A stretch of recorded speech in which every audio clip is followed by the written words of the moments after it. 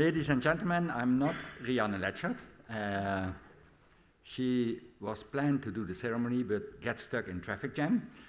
But I have her speech and she will join later and sit on the bordesse and get as much as possible from the ceremony. Welcome to the Aula of the Minneburgersberg, the seat of Maastricht University. We have gathered here today for the inaugural lecture of Professor David Townend.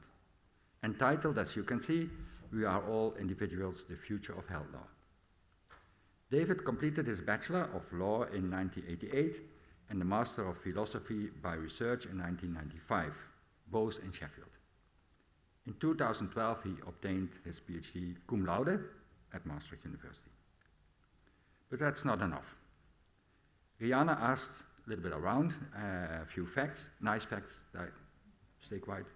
According to the colleagues of David, he had to get used to the bureaucracy involved in coordinating courses at his university. But he is, they say, getting better and better at smiling while still gnashing his teeth. He enjoys pushing students to get the most out of their education. He doesn't pamper or underestimate students, instead encouraging them to think for themselves and not just follow instructions. His courses are very popular, and in 2015 he was awarded the prize for Best Course Coordinator in the category of health. His teaching style, according to his colleagues, shows that students are a lot more capable than many might think. On behalf of the entire executive board, I can say that we are thrilled that Professor Townend is committing himself to Maastricht University, not least because he is also a standout researcher with great expertise in legal aspects of health, medicine, and life sciences, as well as in ethics and legal philosophy. He is known for his insights into the boundaries between norms and the formation of legal concepts, especially issues surrounding privacy, property, and the public interest, data protection, and research ethics committees. This is evident from his many international publications and his collaborations. He is a highly valued member of numerous international research groups with scholars and universities around the world.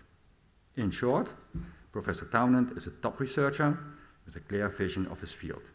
That fits very well with Maastricht's vision, to make a substantial contribution to solving major social challenges. But there is one final comment from his colleagues that can't go unmentioned, and that is that he is also an excellent singer. He has a long track record of belonging to all sorts of chores, including his role as bass in the Maastricht Chamber Choir. So we could say that in that respect, too, he is working to make society a better place. Dear David, we wish you a very successful career, and I want to hand you the floor now, and just small housekeeping. If we are finished, you can all follow us, then you come at the right place. But don't stand in the queue, just walk around and then take a moment to congratulate David. David, the floor is yours.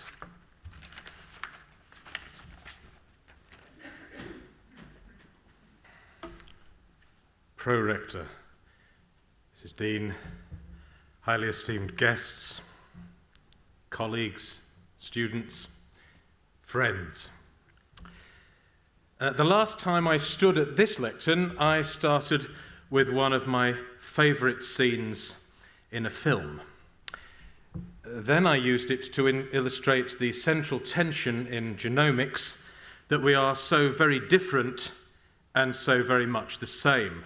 However, there is much more in that short scene, so please forgive me. I will start this lecture with the same scene from Monty Python's The Life of Brian. It comes from the point in the film where Brian has accidentally, and despite his best efforts, started a religious movement with increasing numbers of followers questioning and interpreting his every word and gesture. The sequence starts with Brian being chased by and escaping from Roman soldiers. It ends with Brian being chased by and escaping from his uninvited followers. Or so he thinks. The bit I love comes the morning after this fiasco. Brian throws open the shutters of his bedroom to see below him hundreds of followers, waiting for him and his next words, waiting for him to give them hope for a better future. Brian addresses the crowd. He has, he says, one or two things to say. Tell us both of them, shout the crowd in unison. You've got it all wrong. You don't need to follow me. You don't need to follow anybody. You've got to think for yourselves. You are all individuals. Yes, they cry, we are all individuals. You are all different. Yes, we are all different. And one voice in the crowd says, I'm not, which I think is brilliantly funny. Brian goes on, you've all got to work it out for yourselves. Yes, we've got to work it out for ourselves. Exactly. Tell us more, choruses the crowd. No, that's the point. Don't let anyone tell you what to do. Then with glorious irony, Brian's mother takes him by the ear and drags him away from the crowd. That scene captures, for me, the struggle for liberalism, a struggle that is increasingly at the heart of modern health law. And the general theme of this lecture is how we negotiate individual autonomy in community and solidarity. How, as new challenges in health, medicine, and the life sciences emerge, are we going to negotiate those relationships? And what is law's, and particularly health law's, contribution? Perhaps a bit of an aside to start. Why a chair in law and legal philosophy in health, medicine, and life sciences? I concede it is not an elegant title for a chair. It's long and, let's face it, pompous. I often hide by saying that it shows that you shouldn't get a committee to name things, but there's a better reason for this label. First, the intention is to ensure that the chair relates to work across the Faculty of Health, Medicine and Life Sciences. As a standalone discipline, medical or health law is a relative newcomer to the canon of academic law. It finds its independence as an academic discipline perhaps in the 1970s, certainly in the 1980s, not least as the individual patient began to expect and find his or her voice, and the previously dominant power of the professional was questioned. So its origins in patient rights are about, for example, access to information and informed consent, about medical negligence and product liability in pharmaceuticals and medical devices, about rights to abortion, to euthanasia. And from those starting points, the questions have continued. Rights in relation to reproductive technologies, about rights in relation to mental health. All this activity, I would submit, relates to privacy.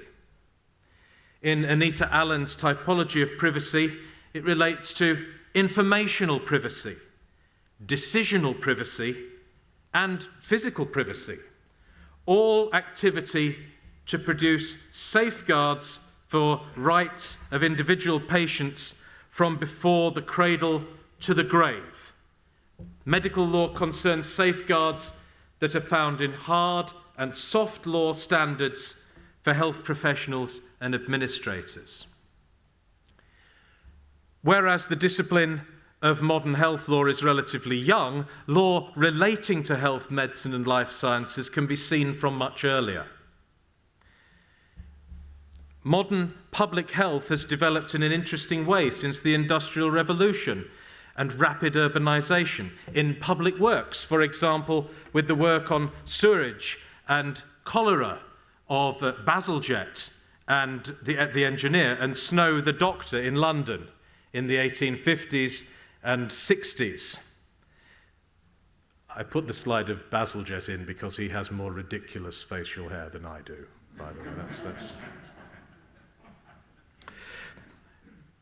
In responding to epidemics, for example, the influenza epidemic in 1918, and then throughout the 20th century, developing immunization programs, engaging in public education programs, for example, around smoking and HIV and AIDS, and now responding to lifestyle choice epidemics like obesity in health promotion and personalized medicine.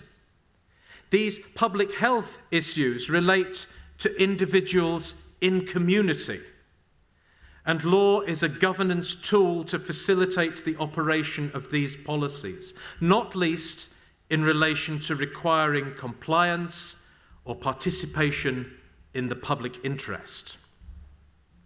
And across medicine, health, and life science research involving human participants, law has contributed to the governance landscape, notably in this balance between safeguarding the interests of the individual participant and the needs of individuals together in community or society. I think it's therefore appropriate and useful if the chair for the faculty underlines structurally its commitment and availability across the faculty, the health, medicine and life sciences bit of the title.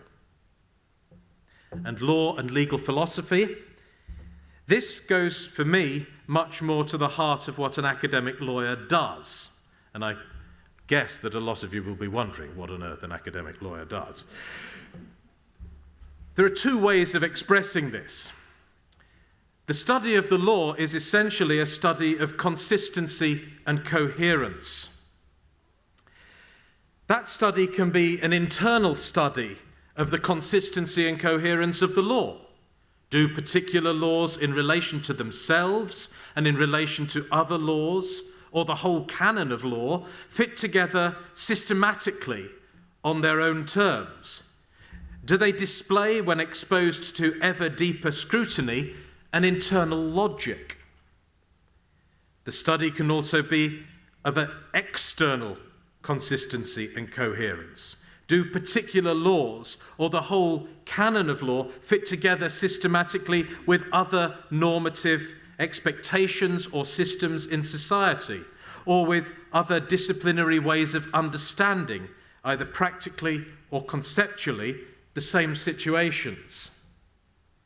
So the most obvious interdisciplinary demands for coherence and consistency for law are with ethics and perhaps economics. But arguably, the pursuit of external consistency and coherence for law requires openness to interact with all disciplines. Can the consistency and coherence of gene patenting, for example, be studied without interdisciplinary study with the scientists working in genetics? Well, what I've said so far isn't controversial. I hope this next step isn't controversial either. The study of law has perhaps three possibilities: the study of what is, of what could be, and what should be. None of these possibilities, what is, what could be, and what should be, are controversial when the study of law is an internal study.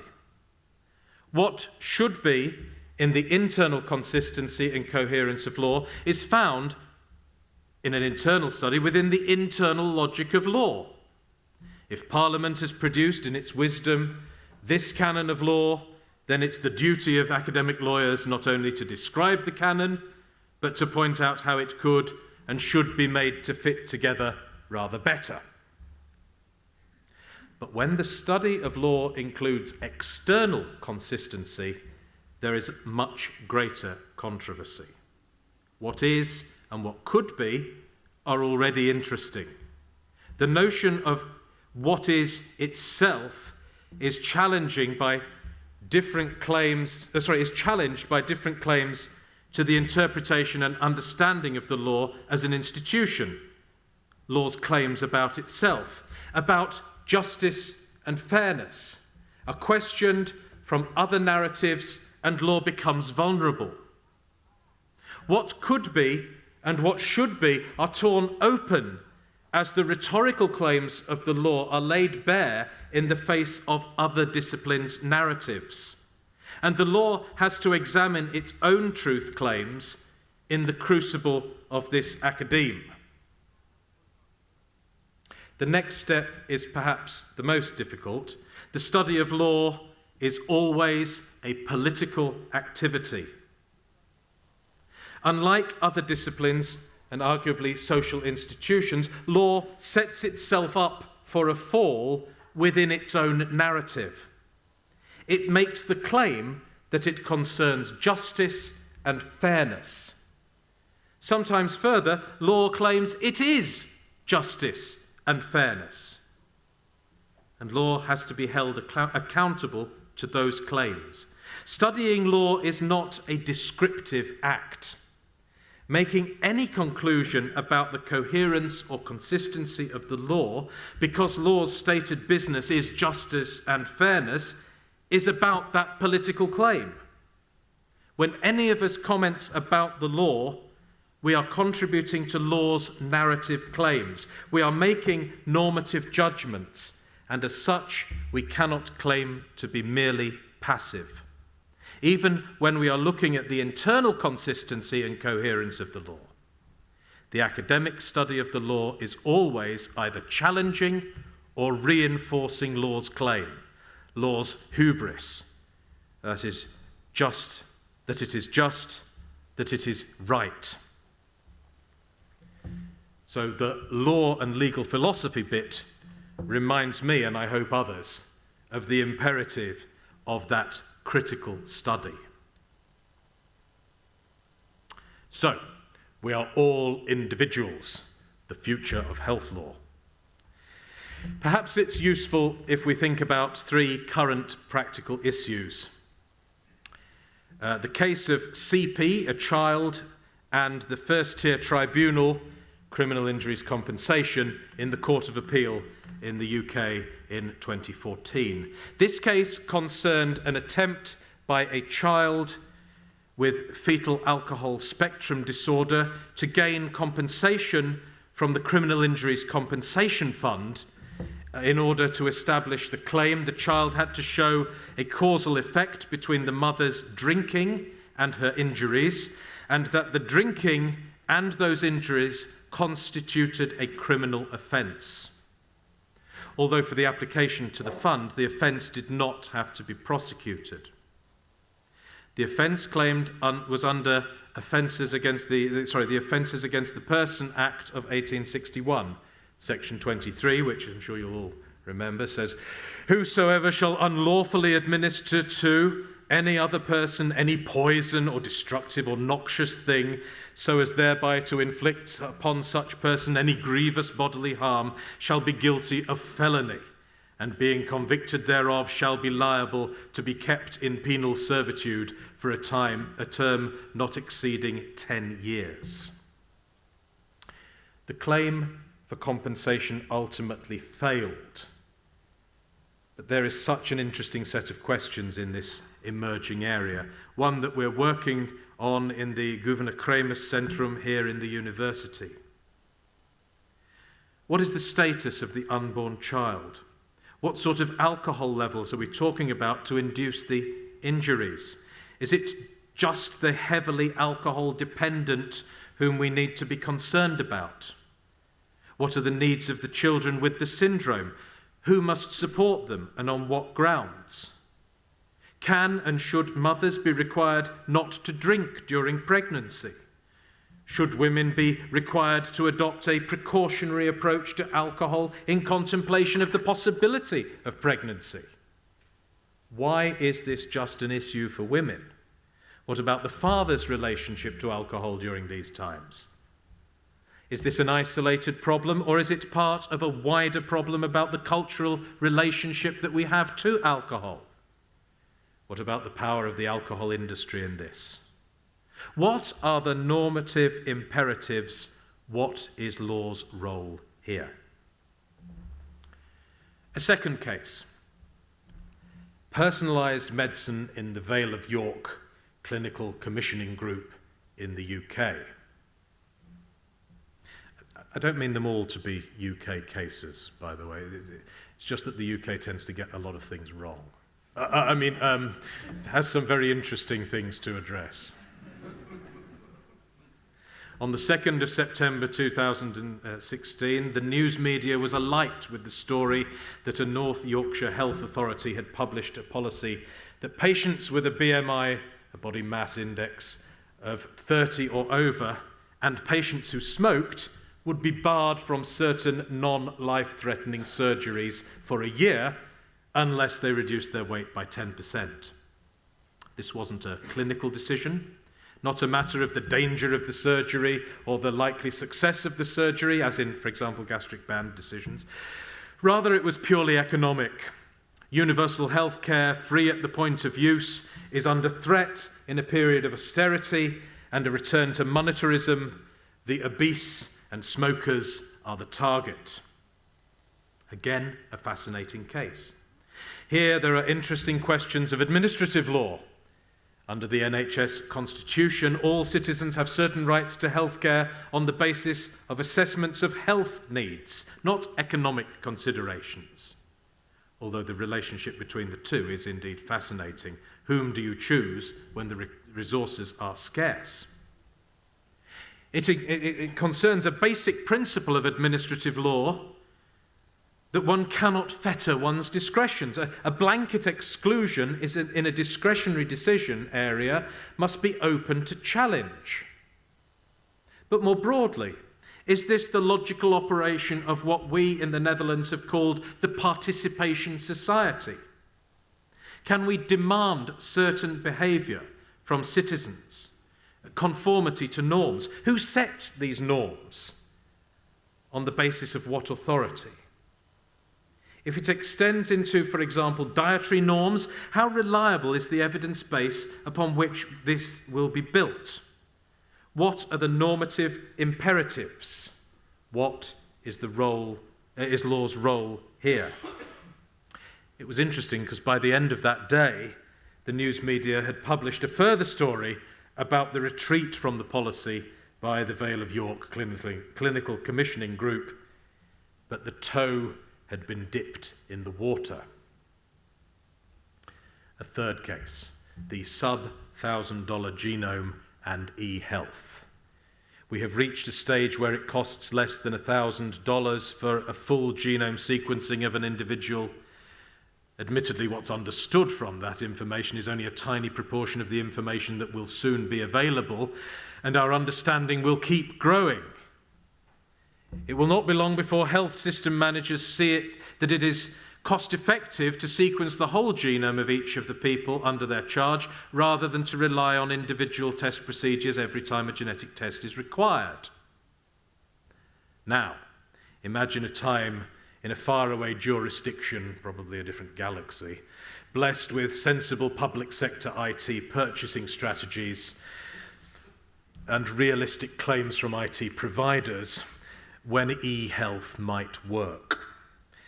Add in supercomputers with increased processing power, and then put these two developments together. A digitized genome sequence for each citizen on their e-health record alongside their medical history. That will be a powerful resource for the treatment of the individual.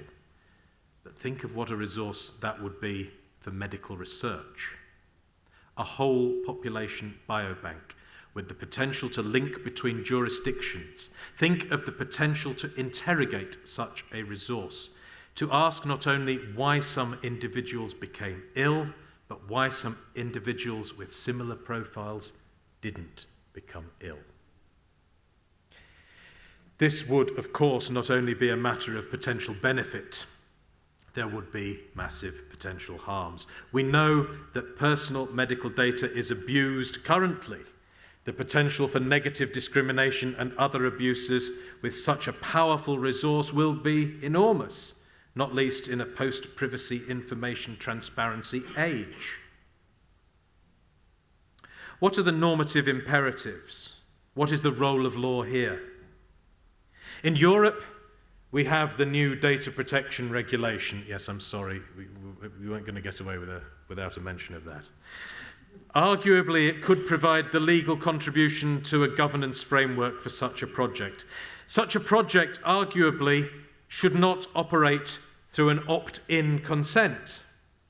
The primary purpose of the enterprise is the direct benefit to the patient through enhanced patient information processing for clinical purposes. Under the Data Protection Regulation, Recital 157 contains clear references to the benefit of medical research through the use of large data sets. This could form the backbone of a public interest route to lawful processing, supported by Article 89 and its provisions for derogations from particular data subject rights under the regulation in relation to research in the public interest, in certain circumstances and with specific safeguards. This is too large a leap for many. Eurobarometers consistently show that respondents display a range of sensitivities to concepts and concerns in these privacy areas. And work will have to be done incrementally to develop a successful governance regime that accommodates more people across the range of sensitivities. However, there is potential in the regulation to make those developments, not least by developing sectoral good practice protocols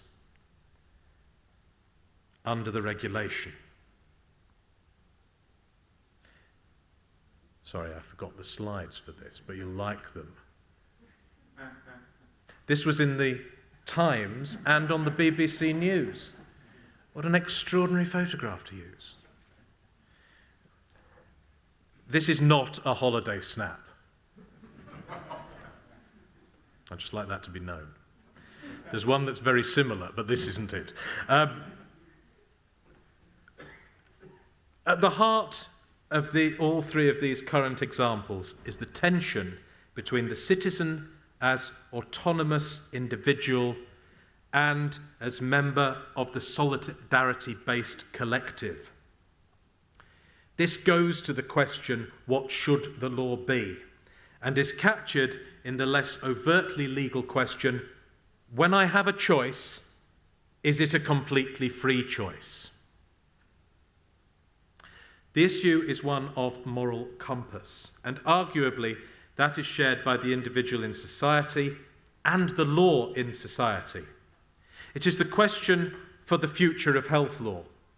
How do we balance the individualism that has been so necessary in defining a respect for the individual with the solidarity that any individual claiming autonomy must imply?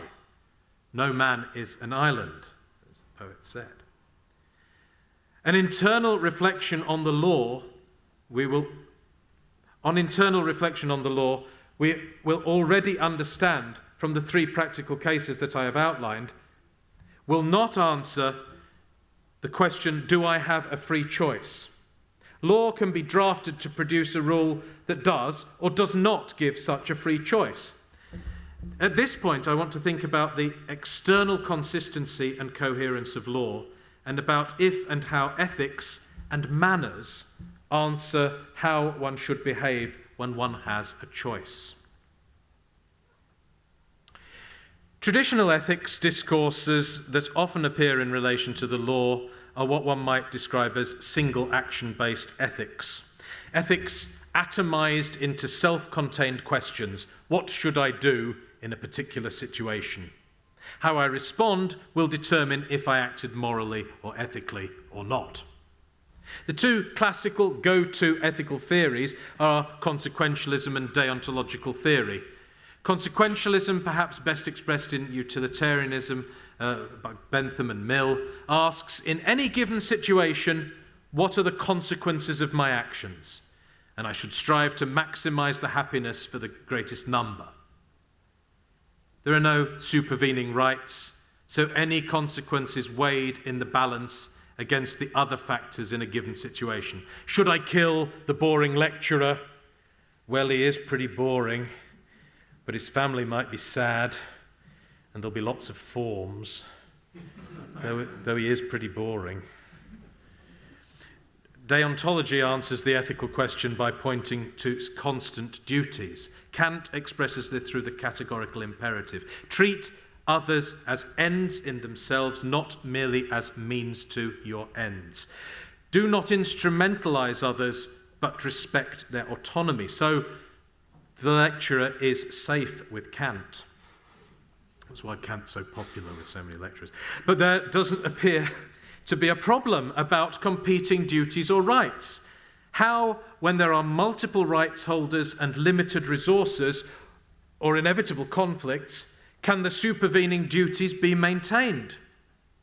The duties and rights here are to the fundamental right to exist, to maintain the fundamental Cartesian I think, therefore I am.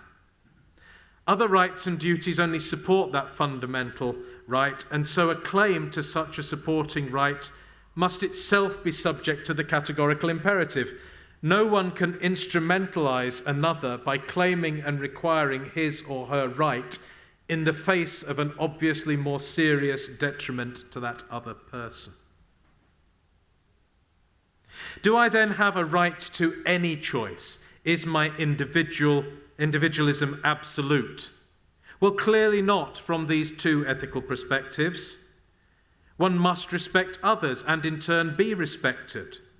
Doesn't that rather flow against liberalism? Well, certainly current popular liberalism, this brand of liberalism that emerged with Thatcher and Reagan, although it might also have been visible in the self-interest of the trades unions in the UK in the 1970s. It's about the centrality of you as the individual in control and responsible for your life. This might not be what was initially intended by these politicians, but it was arguably the message heard and celebrated. Is this visible in more classical liberalism? No. Locke, perhaps the father of liberalism, required consideration of others. His theory of private property, for example, was not absolute.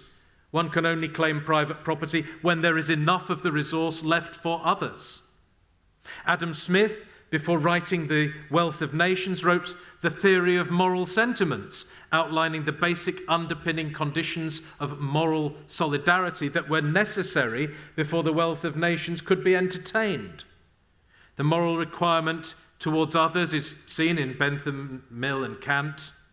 Even Hayek and Friedman, the gurus of Thatcherism and Reaganomics, is predicated on the idea that the return of money to the individual citizen is not to facilitate the purchase of more BMWs and Bollinger. Rather, taxation is lowered to return moral consumer choice back to the individual citizen, rather than it being stolen by the state. There is not a fully free choice. One must provide for one's education, health, pension needs, making choices and facilitating competition and efficiency. Even turning to a less obvious liberalism, Kropotkin, in his great anarchist work, Mutual Aid, indicates the essential solidarity that individuals must share in developing their free, liberal life, their self-controlled life. But this single action-based ethics is perhaps problematic, as individuals are not constantly rational, always functioning with perfect reason. Virtue ethics might be an answer to address our human frailty. Virtue ethics focuses on the development of the individual through making decisions and reflecting on them, to the development of the good life. As Hursthouse explains, to possess a virtue is to be a certain sort of person with a certain complex mindset. Of course, the question is then, how does one go about that critical self-reflection? Perhaps this is when we can introduce Habermas and discourse ethics to overcome our collective inability to reason objectively without spotting hidden self-interest in the way we construct our normative justifications. We need to discuss issues in formal and semi-formal settings. Our politics has to become something that we all engage in without leaving it to the politics industry. Now that sounds fanciful, but I am given to that, so I'm sorry. X factor has overtaken our culture. Is there any desire for the political? Indeed, do we even believe that the political can achieve anything? There was a time that should inspire us when discourse could change the world. After the extraordinary radical ideas and bloody turmoil of the 17th century, Britain was left in a strange no man's land of manners. Under the monarchies prior to the Civil War, courtly hierarchy had dictated the decorum of the land. One knew whom one could speak to, interact with, because of one's station in relation to the monarch. When Charles I was decapitated, the head of the hierarchy was also removed. Decorum was fractured. The free fall continued through the Commonwealth, the Republic, and to a large extent was not fully managed in the restoration of the monarchy under Charles II, and certainly not under James II, and indeed in 1688, we saw a bloodless coup and the installation of William of Orange and Mary as monarchs at the invitation of the Whig Parliament. At the same time, there was a growth in the urban upper middle class, all trying to establish themselves in society. The answer came in politeness. In the coffee houses, people engaged in polite society, reading and discussing Addison and Steele's Tatler and Spectator, daily essays on taste and the proper ordering of society. The answer came in politeness. Shaftesbury fashioned a worked philosophy of politeness and other-centeredness, whereby individuals polished themselves through discourse. By following the rules of politeness, anyone could engage with anyone else. There was a sense that the nature of people was not Hobbes' misanthropy, rather people were naturally given to a positive disposition. Politeness reformed society. It was the basis of enlightenment, taste, and commerce. Of course, this paints something of an exaggerated positive for politeness. But it's worth clinging to the idea that through discourse, individuals could take control and reclaim society. They could work it out for themselves together. Brian would have been proud. So what might this mean for health law and beyond? We need to go beyond the crude consumer culture that has overtaken modern health care-customer relationship. We can almost no longer say patient. The avoidance of paternalism does not require the rejection of professionalism. Knowledge, understanding, experience, wisdom, and opinion are what we require of our health professionals, not in an overbearing way, ignoring the experience and understanding of the patient.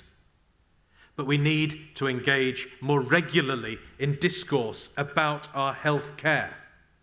It needs to become a part of good citizenship to be willing to discuss the framing of our health institutions and our health expectations. In the face of participation and personalised medicine, health law must become more than the tools of dispute resolution and avoidance. It needs to become a forum where individuals engage in debates about the balance between individuality and solidarity. It needs to be the forum of societal goal orientation in the thinking of Carl Llewellyn. We need the community to engage in focus groups, community discussions about, for example, the 3 cases that I raised above. so that the law can hear the local sensitivities, and equally, the individuals can have an area within which to explore their own ideas and shape their common values.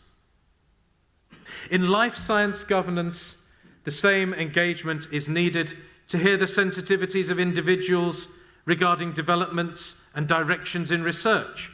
Research ethics committees do not have to operate in isolation from their communities. Again, inviting communities to engage in focus groups to discuss the science and develop and share their opinions could have a two-way value in developing trust and confidence in the scientists and in the judgment of the public. Our health, medicine and life science communities also need to find once again the discursive opportunities of professional associations and societies. Some areas still engage in wide-ranging interdisciplinary professional discussions. Other areas of science and academia seem to have adopted an almost bunker-like mentality, focusing on the immediate issue to the exclusion of all else. If we are to develop good and best practice in our research to inform the governance and legislative process, to inform and shape health law, we must rekindle the collegiality of the professions. This is not to foster elitism, rather it is to develop a modern politeness to ensure we do not become isolated from our societies. In the area of biobanking, for example, I suggest that we need to develop an international association of biobanking professionals, where ideas about best practice can be discussed, where kites can be flown, and ideas tested across traditional boundaries. I think this is something that we as universities must champion. We need more spaces for collegiality, for meeting and sharing ideas across the schools, departments, faculties, informally. We need to make this the norm, not only for staff members, but also for students as well. University collegiality being places where, for example, we meet to eat together, simply sitting at the next available space and discussing our work with whoever happens to be there, whatever their discipline, polishing each other's thoughts with people from completely different backgrounds. To me, this collegiality is the essence of university. The sharing and developing of trust in each other through polite conversation within negotiated informal rules of mutual respect. We in Maastricht are a young university without ancient traditions. We already engage in this sort of collegiality, but there's always space to develop it further and more deeply in the culture of the place. We are all individuals, certainly. Individuals with responsibilities to each other that we have capacity and authority to take personal and collective responsibility to develop. We have to work it out for ourselves. For me, health law's future is in developing institutional spaces to allow people to find confidence in their voice, to develop the norms of our society in relation to health, medicine, and life science, to see what could be and shape what should be. If I may, I would like to take a few moments to say some thank yous. I owe a great deal to many other people who have also supported, inspired, and encouraged me. I was lucky that I didn't get the right grades to go to my first choice of university at the age of 18. Had I got the points in the right order, today I would undoubtedly be a solicitor, whereas I went to Sheffield University. At that time, a hotbed of socio-legal studies, welfare law, and legal philosophy. And by the end of my first term, inspired by my brilliant professors' and lecturers' work and examples, I had cast off the idea of practicing law. That beautiful, lucrative... No. And it was the academic life for me. Two of my professors deserve special thanks in that. Professors Roger Brownsword and Derek Baileveld. I was very privileged to continue my studies in Sheffield and then to become a member of the department. It was an extraordinary place. I stayed for 23 years as it changed and as I changed with it. Over that time, there were many new, brilliant and inspiring people to work with in the law and in the Sheffield Institute of Biotechnological Law and Ethics. Particularly my dear, brilliant friends, Mark Taylor and Andy Furley, with whom it's a constant privilege to work and to share so much laughter, and indeed who are here today. Beyond Sheffield, and through the generosity of various funders, especially the European Commission, and most recently the Wellcome Trust, and through the possibilities of networks like the Global Alliance for Genomics and Health, I have worked with and become friends with so many people across the world. That is quite some list too long to recite here. But I'm also very grateful and pleased that Herman Naes and Ina van Hooiwege are here from Leuven, that Graham Laurie, Neha Sethi, Leslie Stevens and Ted Dove are here from Edinburgh, and Dirk Lanzerat is here from Bonn. Again, it's pure joy and enormous fun to work with you. I have so many people to thank here in Maastricht too. It's difficult to name everybody at this extraordinary gathering of professorial colleagues, and indeed you all, shows just how much thanks I do owe. But there are two groups I'd like to thank, and they're both in relation to health law. My illustrious predecessors in health law, François Neumann and Herman Naes, Henrietta Roscombe-Abbing, all wonderful professors. And Franz provided me a list of going on for 50 names of people who have been involved in health law in Maastricht over the years since the 1980s. And today I'm blessed with rather wonderful colleagues in health law as well. David Shaw, Lisette Bongers, Birgit Wouters, Lloyda Krong, Olga Zvonareva, and Agni Kortsidaki, all here today. Quite a team. As well, of course, of the rest of the department under the glorious leadership of Guido de Wet. Of course, it's not all about law. From the age of 7, I've sung in church and then cathedral choirs, choral societies, chamber ensembles, and even a jazz band. The camaraderie this has brought, the laughter, the music, has been a constant source of delight to me. And thank you, Ted Harvey, possibly the only sober one left, who has come here from Sheffield Cathedral Choir to be with us.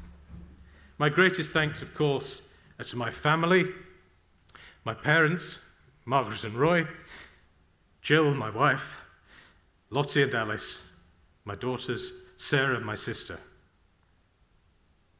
Thank you for your unconditional and extraordinary love, support and encouragement that you have given to me over all these years. Without you, none of this would be possible or really mean anything. Thank you. Ich heb gezegd.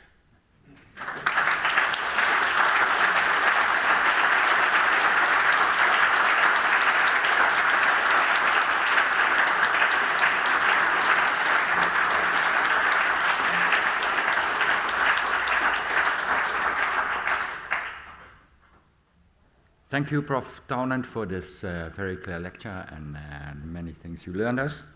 I think we are also happy that we have a beautiful day today, specially organized probably. So we can go outside to have a drink. So if you just follow us, everything will be okay. Thank you very much.